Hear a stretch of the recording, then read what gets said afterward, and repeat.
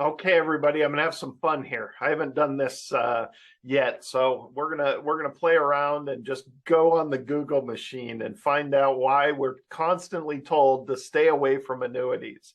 I get that question almost universally. Some people go away from some of my classes thinking I hate annuities, and I'll be honest, I think they're fantastic tools when used properly. So why, when we go on the internet, do we keep getting told not to invest in annuities? So let's jump into a few basics, okay? Before I just scour the internet randomly. All right, so types of annuities. One of the big things I universally see out there is that we've overgeneralized the word annuity. It's kind of like saying stocks. Not all stocks are the same. Okay, so we do have to understand that there's major different types of annuities. So first thing, income annuities. When people hear the word annuity, typically we just think of income. We think of something that's going to pay us a payment, and that's fine. That's great. That is one of the primary types of annuities out there. There's the immediate, I need income now type annuities, but there's also the deferred annuities that are paying income. Okay. These are those dinner seminar 7% guaranteed growth. We see it on TV, we see it on radio, we see it all over the place because those are usually the higher commission ones. It doesn't mean they're bad. Yes, there's high commissions, but we have to understand that they're an evil necessity. Every pension is an annuity. Social Security is an annuity. And I always preach you have to have enough income to pay your base living expenses. So if you're on a tiny Social Security check and no pension, you might want to consider one of these in preparation for retirement so you can boost your income levels. Then there's the fixed annuities. Okay. They are also called multi-year guaranteed annuities. Okay. These are just CDs from insurance companies. There's no fees. There's no risk. They pay more interest than CDs, and they always have. So nothing to be afraid of there. Indexed annuities, okay? Fixed indexed annuities. They are a version of these fixed annuities. They just simply give you options to earn interest based on the stock market with no risk. Now, that statement sometimes sounds too good to be true, but it's not. It's real. It's very basic. There are other investment tools. I did a video on structured notes. They're doing the same thing a fixed indexed annuity does in just a less consumer-friendly package. Okay? Then there's the variable annuities. These are the only types of annuities that allow you to invest directly in the stock market. Okay? These are securities. They are sold by people with securities licensing. Okay, so this is the only type of annuity that provides any risk to the investor. Okay, so let's randomly scour the internet. So I put in the Google machine, should I buy an annuity? And boy, do I have fun with all the stuff that's out there. So let me click on one of these. I'll bring over the screen. So this one is the annuity expert telling me why annuities are a poor investment. I thought this was interesting because it kind of looks like a pro annuity site. So it talks about some of the basics and somewhat overgeneralizes and talks more about the income annuities that are out there. Are annuities a scam? So let's get down to the reasons annuities are bad. Okay. So annuities are long-term contracts with penalties if cashed in too early. Okay. Well, first of all, you're overgeneralizing. There's all different terms of annuity contracts. There are 2-year annuity contracts that are like CDs on out to some of those dinner seminar annuities could be even 14 years these days, but most of them don't go past 10 years. Okay. So are there penalties to get out? Well, yes, there's no fees in a lot of these, which is a misconception out there. And usually one of these complaints, yep, I'm sure we'll get to the fee conversation. So understand that the whole concept is giving the money to an insurance company so they can invest it however they want. They do a lot of corporate lending. They do some options trading when it comes to the indexing annuities. They do some very technical investment portfolio investing that we can't do. Okay, When I say we can't do, I can't go lend IBM $1 billion and make 6%. That's just not how this works. I could buy a bond and make 4%, but I can't make that additional by doing more of that corporate lending, and they can't. Okay. So we are giving the money to them, letting them invest it, and they're agreeing to pay us interest. Okay. They have to have the confidence that the money is going to be in there. So is there a penalty to break the contract and take it all out? Yes. But they do give you access typically to 10% of the money. And as long as you can live within the parameters, then you should never pay those penalties. And the long-term contract, well, look, I got an issue with that. Sorry. How many of you have ever invested in a 30-year bond, whether it was in a mutual fund or otherwise? 30 years. Somebody came out with a 100-year bond. Look, either we are subject to market risk, waking up and selling our bond today that we bought a couple of years ago, we're going to lose a lot of money. So is there a penalty if you have an annuity for 10 years? Yes, absolutely. But it's meant to be used along the way. You're supposed to be pulling money out of there that you need. Okay. So income annuities require you to lose control over your investment. Well, kind of. But think of it more as a predefined investment. Don't think of what's happening behind the scenes. It's just like a CD at a bank. Tells you I'm going to pay you X amount of interest. Great. I want to put it in there. And my expectations are getting paid X amount of interest. Well, you still have control over that. You're controlling the fact that you choose to earn that interest. Okay. Anytime you give money to a bank, or how about this? A bond. Do you know that you're just lending money to an entity? If you did treasuries, you're lending money to our government. Do you really want to care? Do you care what they're doing with it? You probably don't want to know. When you buy a bond, do you know the entity that you're giving your money to and what they're doing with your money? Okay. You got to think about that in that context. Nobody ever does, but that's apples to apples here. So we do have to understand that. Some annuities earn little to no interest. Again, a big overgeneralization. I've seen a fixed indexed annuity make no interest one year, but then make double-digit interest the next year. So by saying that, you're telling me it's a bad thing, but in the other concept, I'm going to say that was actually worked out just fine. Guaranteed income cannot keep up with inflation in certain types of annuities. Well, I did a little video on my thoughts of inflation for retirees. And we do have to understand that retirees are a lot more sheltered from inflation than we think they are. But I'm also an advocate of making sure you have enough income to pay your base living expenses with some cushion for that inflation. So yes, you need to address inflation. And yes, a flat income is a flat income. Pensions, most of them don't go up with inflation. Some people have a lucky cost of living adjustment, but even Social Security gets that cost of living adjustment, but Medicare keeps going up in cost and taking it away from you. The annuity might not provide a death benefit to your beneficiaries. Well, very, very, very, very, very, very few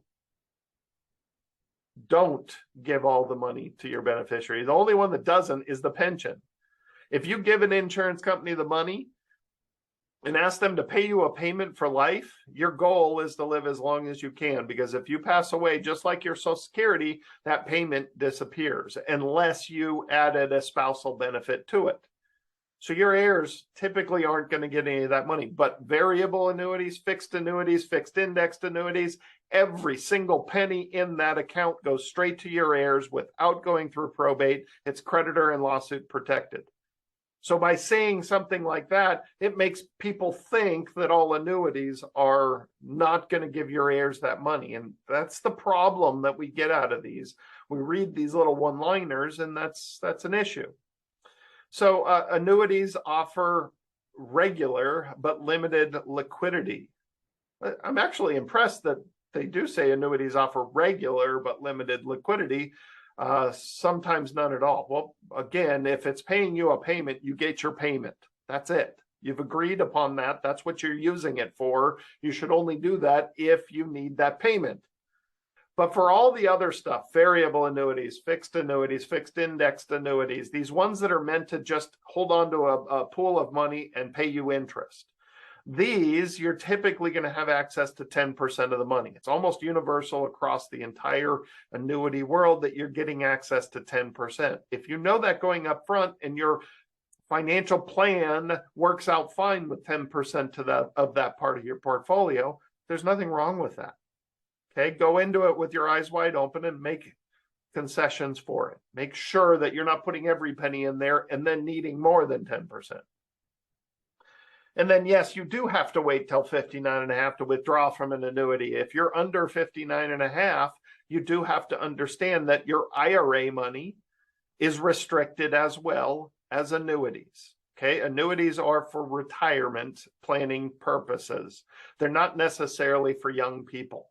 Okay, so you have to be over 59.5 to pull. There are some exceptions, just like there's some exceptions for your IRA.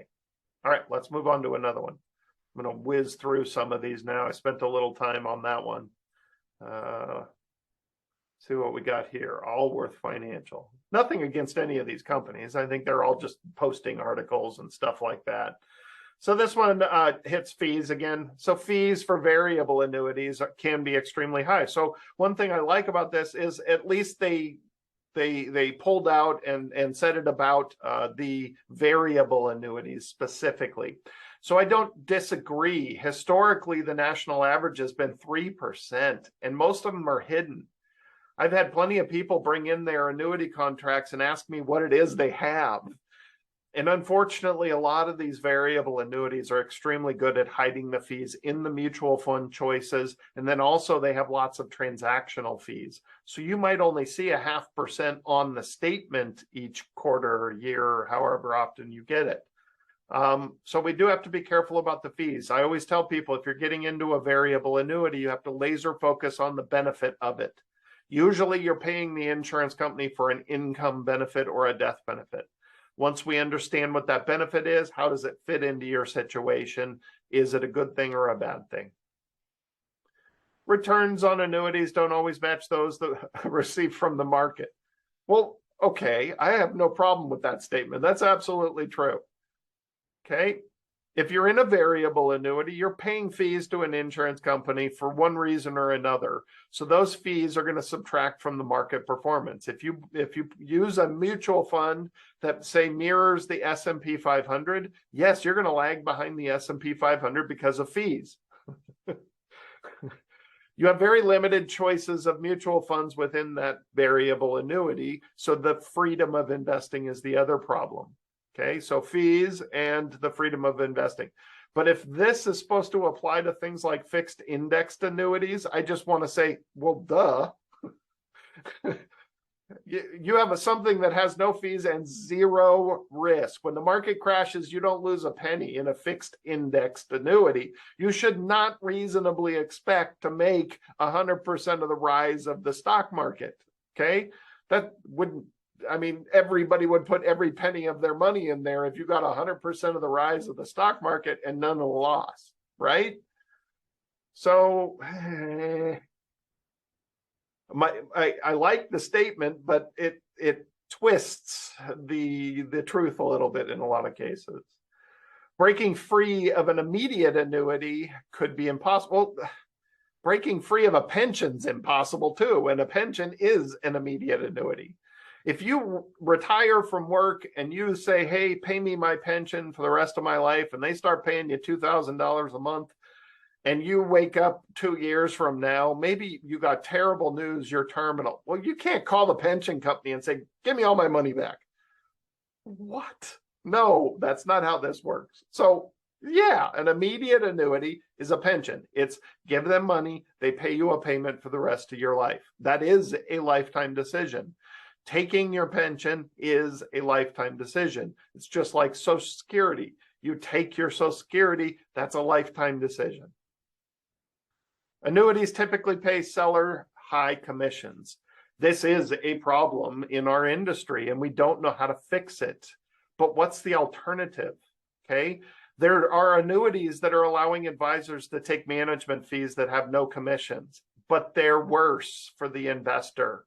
I just stared this in the face. I saw fixed annuities, CDs from insurance companies. I had the choice of a 5-year at 4%.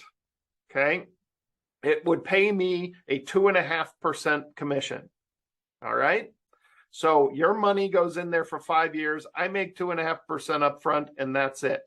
Or I could pick the advisory fee one, which supposedly is better for you, and that's going to pay you 4.5%. Okay. It's going to pay you 0.5% more, but I have to charge you a management fee on there of 1%. So you're really making 3.5%. I'm going to make more because for 5 years, I'm going to make 1% and I'm happy. But which one was better for you? And that's the issue I have. The fixed indexed annuities are coming out with no commissions.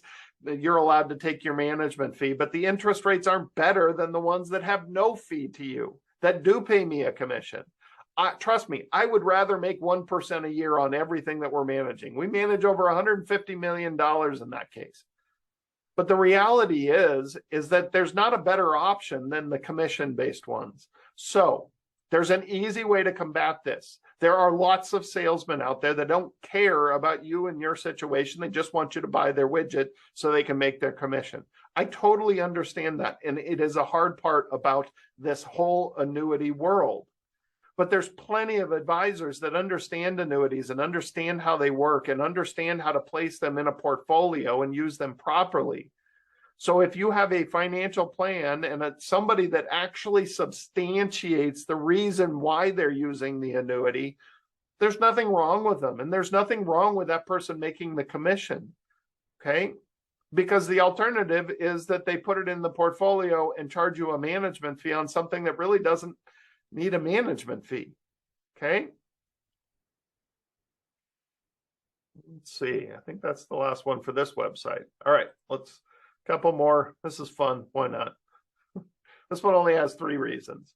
Another wealth company, 3 reasons you should avoid annuities. Annuities are being sold to you. Well, in some cases, yes, I totally agree. But that's also why I always talk about that plan in writing that substantiates why we're using the annuity and what its benefits are. Okay.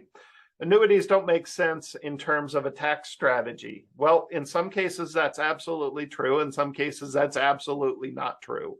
Tax deferral is deferral, not tax-free. If you're going to put after-tax money, which I'm never a big fan of, if you're trying to put that in an annuity, whether it's a variable annuity or otherwise, you need to understand that you're taking this deferral, you're choosing not to pay taxes now, you have to have a plan to untax that, because if you pass away, it's all going to get taxed. All right. So utilizing this in an IRA, annuities can go in IRAs every day of the week. There's nothing wrong with annuities being in an IRA with a Roth after tax. But if they're in an IRA, the tax consequences are moot. IRA money is always taxed the same, no matter how you invest it. So this is too broad and general. It's not specific enough. And then annuities can overpromise and charge high fees. Well, variable annuities have fees. All the other stuff, for the most part, doesn't. So you can't tell me all annuities have high fees. That's absolutely wrong. It's not true. I don't like that. I hear it all the time, and it doesn't make any sense. Some types of annuities have fees, some don't. All right. Overpromise. Well, that's the problem of the person sitting down and selling it to you. I can do a dinner seminar and tell everybody that 7% growth is real when it's not. That's overpromising. Okay. So understanding what these annuities can and can't do is really important as well. All right. One last one. I had to find a Fisher, Ken Fisher, and why he hates annuities. So this one kind of summed up some of his thoughts on annuities. Fisher is a machine, by the way. This is literally a marketing ploy to scream at everybody that annuities are terrible. You should buy this ebook, or give us your contact information and I'll tell you why. It's a brilliant marketing machine. Annuities are sold products. Well, we just discussed that. So we understand that in a lot of cases, yes, but it's changing. A lot of advisors starting to wake up to these and start using them in actual financial planning. Annuities are expensive. Well, some of them are. Some of them have no fees at all. That's a spectrum. So it's completely unfair to say all annuities have fees. Annuities are poor investments. Well, that's awful generalized. I can sit here and tell you that stocks are a poor investment this year. What's your point? You know, that's so unfair. There's lots of different types of annuities. If you went and got a fixed annuity, I don't know, 3 years ago that pays you, say, 2.5% interest, you might look at that right now and say, oh man, that's poor investment. Well, you can get one now that pays you 4% interest. Is that better? Well, compared to what's on the market, yes, that is much better. So fixed indexed annuities, well, if you understand how they work, then maybe they're not poor. If you bought one of those dinner seminar annuities and you actually use the income benefit properly, it can be a great investment. But if you don't know what it is and you don't have a plan and you don't use it properly, they're a poor investment. Yes, but you're not going to lose a penny in them unless it's a variable annuity, and then you do have risk of loss. Annuities are a big bet on one company. Oh, that's a bunch of BS as far as I'm concerned. First of all, you have to understand the regulations and the backups we have in the insurance industry. They are forced to reinsure each other. If an insurance company goes out of business, the state takes all the policies that were written in their state and hands them out to the other insurance companies. The state also has basically what mirrors FDIC insurance as a refund policy, but they never get to that because they take your policy and hand it to somebody else. If State Farm goes out of business, all the policyholders get moved to Farmers and Allstate and all the other insurance companies. So I don't like that. That's not true. Annuities are hard to exit. Oh, no, Fisher has a plan. He'll pay you a bonus in your stock account to get out, which is highly illegal, and I'm sure he's found a way around the rules in the gray area. But that being said, again, I go back to you're handing an insurance company money. They have to be able to invest it. They have to rely on it being there in order to pay you interest. Okay. So yes, there are penalties. If you can live within the rules that should be laid out up front in writing, then there's nothing wrong with these annuities. Annuities are complex. Well, this is another one I struggle with. How many of you have invested in a bond? And if the answer is yes, including in any mutual fund, did you read the contract? Because every single bond issues a contract with that bond. It lays out call dates. It lays out everything. Okay. So CDs do the same thing. On the little CD application in fine print on the back side, usually very small gray font, is a very long contract. Most of these annuity contracts are not very complex, especially when we talk about these fixed annuities or even fixed indexed annuities. They're usually not very complex. It's when you get into some of the income annuities and the variable annuities that might be more complex. Annuities are not the best answer. Well, that's okay.